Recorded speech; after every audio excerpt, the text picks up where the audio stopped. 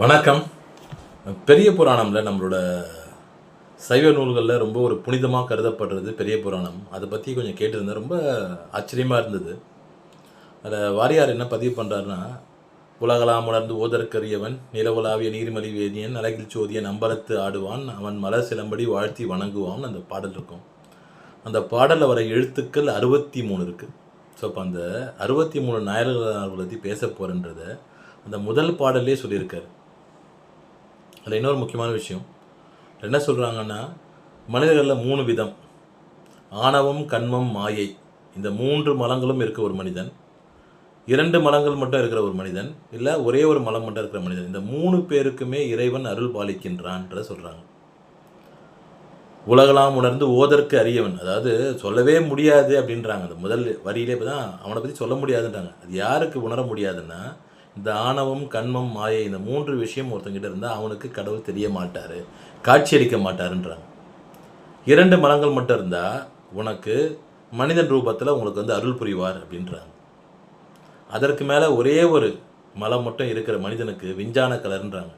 அவருக்கு எப்படி சகலர், அதாவது ஃபஸ்ட்டு சகலர், பிரயா கலர், விஞ்ஞான கலர்ன்றாங்க. 3வது வர, அதாவது ஒரு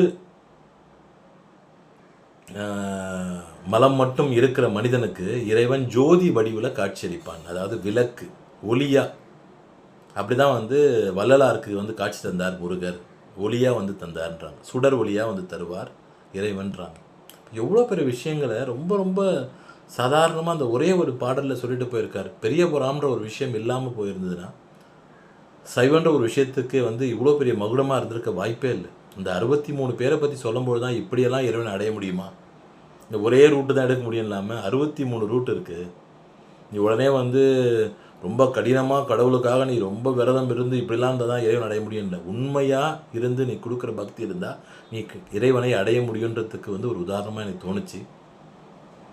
வாய்ப்பு கிடைச்சா அந்த பெரிய புராணத்தை கொஞ்சம் புரட்டி பாருங்கள், அந்த கதைகளை கேளுங்க. சில கதைகள்லாம் கேட்டால் கல்லில் தண்ணி தானாக வரும்.